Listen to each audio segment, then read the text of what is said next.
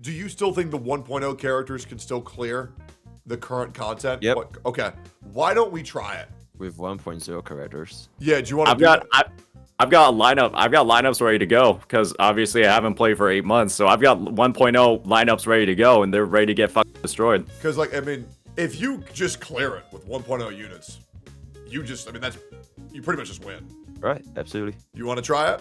So I log in Tectone's account.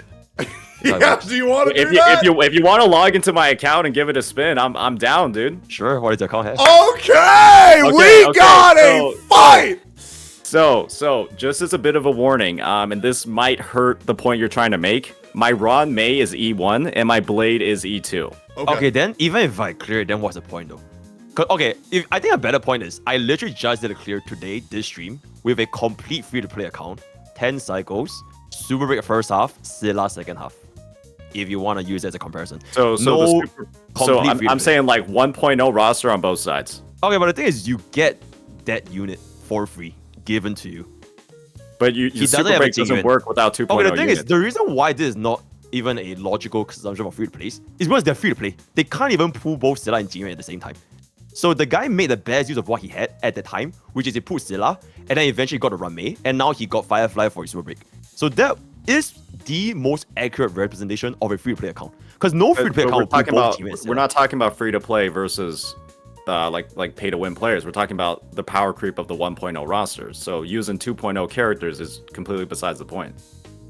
Right, but the thing is, you can still clear with your 1.0 roster. If you're using a 2.0 team on the other side. Which is given to you for free. Make up for the shitty performance of the 1.0 team. Because wasn't it 7 cycles for 𝙀𝙓 and then 3 cycles for Super Break? And so basically do you not feel this disingenuous? Because the guy doesn't have access to units like Robin.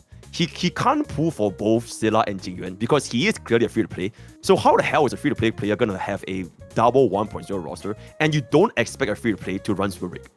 Isn't that disingenuous? It's kind of like expecting modern-based players to not run. We're talking about the power creep in the game, not about the state of like a free-to-play account. It's like that's the thing. A free-to-play is gonna have different 1.0 characters.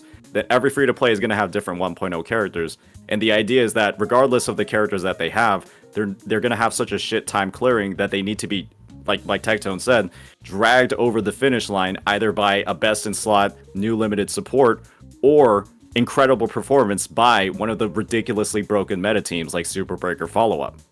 Okay, so what do you think is the just have to representation mitigate of the shit performance of a 1.0 team by having either a broken 2.0 team that just bulldozes the content. Here, let Mr. Buggy get in here real quick. What were you saying, Mr. Buggy? No, I'm just saying, like, what's the point of this if we are not arguing for the people they are suffering problem, which is essentially the free-to-play players, because they cannot keep up.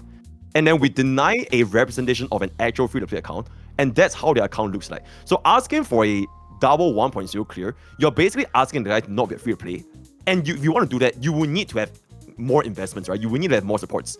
So you are kind of like... So let me try to... Not about free-to-play. Let me try to cure this real quick.